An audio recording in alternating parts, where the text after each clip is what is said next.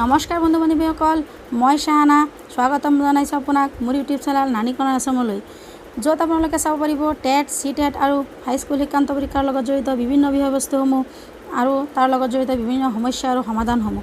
গতিকে পলম নকৰি বলক আজিৰ ভিডিঅ'টো আৰম্ভ কৰোঁ। গতিকে আজি মই LP আৰু UP বোথ পেপাৰৰ কাৰণে চাইল্ড পেডাগোগীৰ প্ৰথম যিটো অধ্যায় concept and stages of development, অৰ্থাৎ অসমীয়াত বিকাশ আৰু বিকাশৰ ধাৰণা আৰু বিকাশৰ স্তৰসমূহ, সেই বিষয়ে আলোচনা কৰিম। গতিকে বিকাশ কি? গতিকে পোনপ্ৰথম বিকাশ কোৱাৰ লগে লগে আহিব বিকাশ কি? বিকাশ হৈছে এক জীৱনজোৰা প্ৰক্ৰিয়া। বন্ধু বান্ধৱীসকল, মই যিহেতু টেট দিয়া প্ৰাৰ্থীসকলে CTETৰ কাৰণেও বহুতে অৱতীৰ্ণ হ'ব, গতিকে মই তাৰ লগত ইংলিছ কনচেপ্টবিলাকো লৈ যাম। গতিকে বিকাশ এক জীৱনজোৰা প্ৰক্ৰিয়া, অৰ্থাৎ development is a life long process. And বিকাশ মাতৃগৰ্ভৰ পৰা এজনৰ মৃত্যুৰ সময়লৈকে হৈ থাকে। Development begins before birth, that is from prenatal period and continues till and individual dies. অৰ্থাৎ বিকাশ মানুহ এজনৰ যেতিয়াই সি মাতৃগৰ্ভত থাকে তেতিয়াৰ পৰা বিকাশ আৰম্ভ হয় আৰু গোটেই জীৱন জুৰি চলি থকাৰ পিছত যেতিয়া মৃত্যু হয় তেতিয়া বিকাশো লগত শেষ হয়, বিকাশ তেতিয়ালৈকে চলি থাকে। তাৰপিছত ভিন ভিন পৰ্যায়ত বিকাশ হৈ থাকে। বিকাশ ভিন ভিন পৰ্যায়ত হয়, যেনে শাৰীৰিক বিকাশ, মানসিক বিকাশ, আৱেগিক বিকাশ ইত্যাদি। In this time period an individual grows in mainly ways such as physically, mentally and emotionally etc. বিকাশ এক অবিৰত প্ৰক্ৰিয়া যিয়ে বৃদ্ধি, মেচুৰেশ্যন আৰু শিক্ষণ অন্তৰ্ভুক্ত কৰে। কৈছে বিকাশ এনেকুৱা এটা প্ৰক্ৰিয়া যিটো অবিৰত প্ৰক্ৰিয়া, অবিৰতভাৱে চলি জন্মৰ পৰা আগতে মই কৈছোঁ যে বিকাশ জন্মৰ পৰা মৃত্যুলৈকে চলি থাকে, জীৱনজোৰা প্ৰক্ৰিয়া। গতিকে এই অবিৰতভাৱে চলি থাকে। গতিকে বিকাশৰ লগত মানুহৰ যিটো বৃদ্ধি, শাৰীৰিক বৃদ্ধি, তাকো বিকাশে অন্তৰ্ভুক্ত কৰে।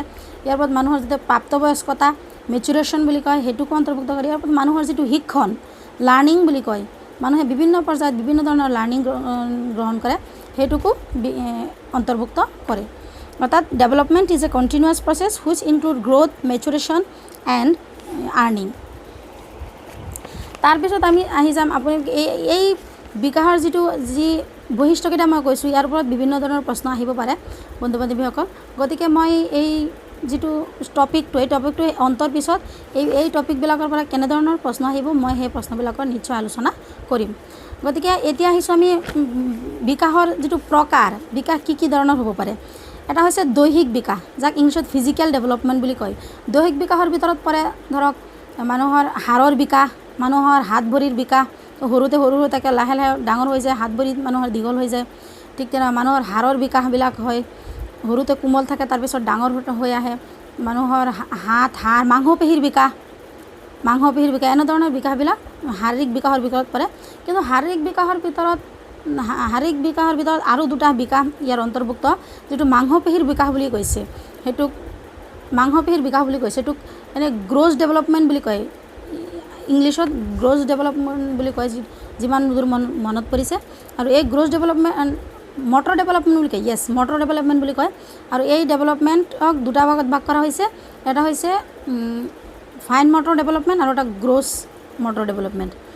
যিটো গ্ৰছ মটৰ ডেভেলপমেণ্ট সেইটোক আই থিংক অসমীয়াত কয় মাংসপেশীৰ স্থূল বিকাশ, আৰু যিটো ফাইন মটৰ ডেভেলপমেণ্ট সেইটোক কয় মাংসপেশীৰ স্নায়ৱিক বিকাশ। যিটো মাংসপেশীৰ স্থূল বিকাশ সেইটোৰ ভিতৰত পৰা সাধাৰণতে আপোনাৰ খোজকঢ়া, আপুনি দৌৰা, জঁপিওৱা, এনেকুৱা ধৰণৰ। আৰু যিবিলাক ফাইন মটৰ ডেভেলপমেণ্ট স্নায়ৱিক বিকাশ, অসমীয়াত কয় স্নায়ৱিক বিকাশ। মাংসপেশীৰ স্নায়ৱিক বিকাশৰ ভিতৰত পৰে আপোনাৰ লিখা, যিটো আঙুলিৰ ওপৰত আপুনি প্ৰেছাৰ দি লিখে, এইটো কণ্ট্ৰল, মানে আপুনি কিমান কণ্ট্ৰল আনিব পাৰিছে আপোনাৰ স্নায়ুৰ ওপৰত, সেইটো লিখা, আৰ্ট কৰা, পেইণ্টিং কৰা, এনেকুৱা ধৰণৰ এইবিলাক পৰে স্নায়ৱিক বিকাশৰ ওপৰত। তাৰপিছত আহিছে আমাৰ বিকাশৰ আৰু এটা প্ৰকাৰ, এইটো সামাজিক বিকাশ, যাক ছ'চিয়েল ডেভেলপমেণ্ট বুলি কয়। সামাজিক বিকাশ হৈছে এনেকুৱা ধৰণৰ বিকাশ য'ত নেকি মানুহে আচলতে সমাজৰ লগত কেনেকৈ চলে, কেনেকৈ সমাজৰ পৰা কি সিহঁতে শিকে, আমি কি সমাজৰ পৰা শিকিলোঁ, নাইবা সমাজৰ লগত আমি কেনেকৈ সমাজৰ নীতি নিয়মবোৰ শিকিলোঁ, কেনেকৈ চলিব পাৰিলোঁ সিহঁতৰ লগত, সেইটো হৈছে আমি সমাজৰ মানুহবিলাকত কেনেকৈ লগত মিলা মিছা কৰিলোঁ, সেইটো কয় সামাজিক বিকাশৰ ভিতৰত পৰে, যাক ইংৰাজীত কয় ছ'চিয়েল ডেভেলপমেণ্ট। তাৰপিছত আহিছে বাহাৰ বিকাশ, যাক ইংৰাজীত কয় লেংগুৱেজ ডেভেলপমেণ্ট। বাহাৰ বিকাশ হৈছে যে আমি জন্মৰ পিছতে আমি ঘৰত আমাৰ যিটো ঘৰুৱা ভাষা, মাদাৰ টাং বুলি কয়, মাতৃভাষা, সেইটো আমি শিকি লওঁ। গতিকে সেইটো আপোনা আপুনি শিকি লওঁ। ইয়াৰ পিছত ইয়াৰ পৰা আমি বিভিন্ন বন্ধু বান্ধৱীৰ পৰা, সমাজৰ পৰা বিভিন্ন ধৰণৰ ভাষা শিকোঁ। সেইটো কয় বাহাৰ বিকাশ, লেংগুৱেজ ডেভেলপমেণ্ট। তাৰপিছত আৰু এটা আছে নৈতিক বিকাশ, যাক মৰেল ডেভেলপমেণ্ট বুলি কয়। মৰেল ডেভেলপমেণ্ট হৈছে এনেকুৱা ধৰণৰ বিকাশ যিটো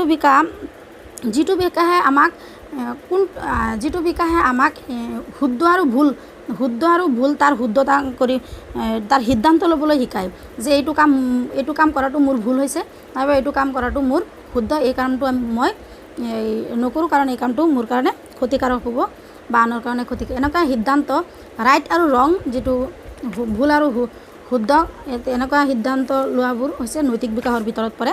তাৰপিছত আহিছে ইম'চনেল ডেভেলপমেণ্ট, আৱেগিক বিকাশ। ইম'চনেল ডেভেলপমেণ্ট, আৱেগিক বিকাশ। আৱেগিক বিকাশৰ ভিতৰত পৰে যেনেকৈ আপুনি যেনেকৈ নিজৰ ভাষাবিলাক কেনেকৈ প্ৰকাশ কৰিছে, সেইবিলাক আপোনাৰ আৱেগৰ ওপৰত আপোনাৰ কণ্ট্ৰল আছেনে নাই। যেতিয়া আপোনাৰ যথেষ্ট দুখ লাগিছে, আপুনি কথাবিলাক কেনেদৰে কৈছে, আপুনি তাক কণ্ট্ৰল কৰিব পাৰিছেনে নাই, নাইবা আপোনাৰ যেতিয়া যথেষ্ট আনন্দ লাগিছে, আনন্দত আপুনি কেনেধৰণে কণ্ট্ৰল কৰিছে, সেইটো কৈছে আৱেগিক বিকাশ। তাৰপিছত আৰু এটা আছে কগনেটিভ ডেভেলপমেণ্ট, যাক অসমীয়াত কয় সংজ্ঞানাত্মক বিকাশ। আৰু কগনেটিভ ডেভেলপমেণ্টৰ ভিতৰত বহুত ধৰণৰ আমাৰ আহি পৰে। এইটো আচলতে মগজুৰ লগত জড়িত। আপোনাৰ চিন্তাধাৰাটো কেনেকুৱা, আপোনাৰ কল্পনাটো কেনেকুৱা, আপোনাৰ স্মৃতিশক্তি কেনেকুৱা, আপুনি প্ৰব্লেম ছলভিং আপুনি কেনেকুৱা, আপোনাৰ প্ৰব্লেমবিলাক আপুনি কেনেকৈ ছল্ভ কৰিব পাৰে, আপোনাৰ চিন্তাশক্তিৰে আপুনি কেনেকৈ ছল্ভ কৰিব পাৰে। গতিকে এইবিলাক পৰে কগনেটিভ ডেভেলপমেণ্টৰ ভিতৰত। গতিকে এইকেইটা হৈছে আমাৰ বিকাশৰ যিটো ডেভেলপমেণ্ট, বিকাশৰ প্ৰকাৰসমূহ: দৈহিক বিকাশ, সামাজিক বিকাশ, ভাষাৰ বিকাশ, নৈতিক বিকাশ, আৱেগিক বিকাশ আৰু সংজ্ঞানাত্মক বিকাশ। গতিকে এইকেইটাৰ ওপৰতো বহুত সৰু সৰু প্ৰশ্ন আহিব পাৰে বন্ধু বান্ধৱীসকল। আপোনালোকে এইকেইটা মনত ৰাখিব, আৰু তাৰ সৰু সৰু কথা বহুত প্ৰশ্ন আছে, মই পিছত আলোচনা কৰিম। আৰু এতিয়া আমি বিকাশৰ এইকেইটাৰ পিছত আমি বিকাশৰ প্ৰকাৰকেইটাৰ পিছত আমি যাম বিকাশৰ স্তৰসমূহলৈ। বিকাশৰ স্তৰ কেইটা? বিকাশৰ স্তৰ আচলতে কিছুমান কিতাপত বিকাশৰ স্তৰ আচলতে আমাৰ যিবিলাক NCERTৰ আণ্ডাৰত বুকছবিলাক, ইংলিছ বহুত বুকছ আছে, যিবিলাক বুকছত বিকাশৰ স্তৰকেইটা আচলতে 5টা দেখা যায়।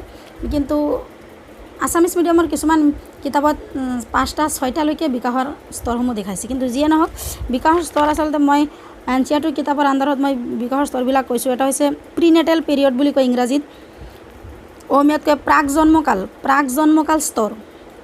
জন্মৰ পৰা 9 মাহলৈকে মনত ৰাখিব।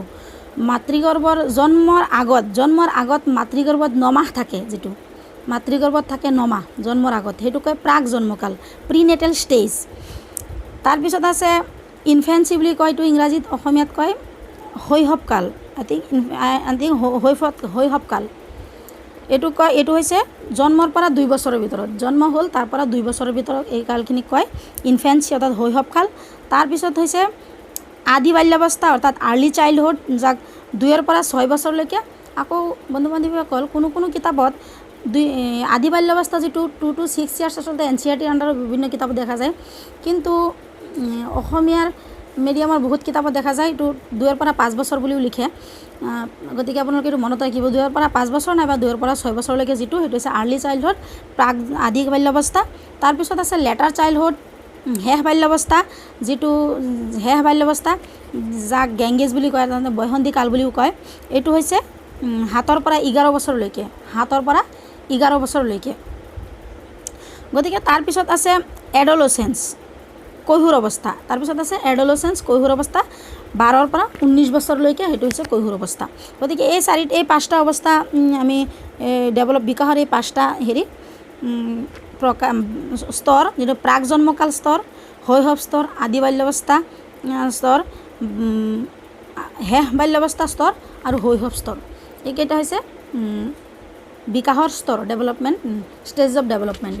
গতিকে ইয়াৰ কিছুমান বৈশিষ্ট্য আছে, আমাক যিহেতু চেলেবাছত দিছে, মই চেলেবাছত দেখিছোঁ characteristic of different stages of development.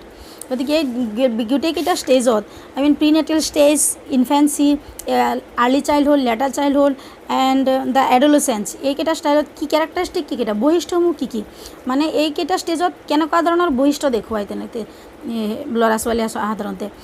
গতিকে আমি এইখিনি অহা ভিডিঅ'ত, নেক্সট ভিডিঅ'ত আমি আলোচনা কৰিম।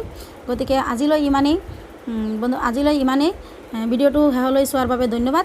আৰু শেষলৈ আপোনালোকে ৰিকুৱেষ্ট থাকিল মোৰ ভিডিঅ' লাইক কৰিব, কমেণ্ট কৰিব আৰু শ্বেয়াৰ কৰিব বন্ধু বান্ধৱীৰ সৈতে, যাতে সিহঁতেও দেখিবলৈ সুবিধা পায়। ধন্যবাদ।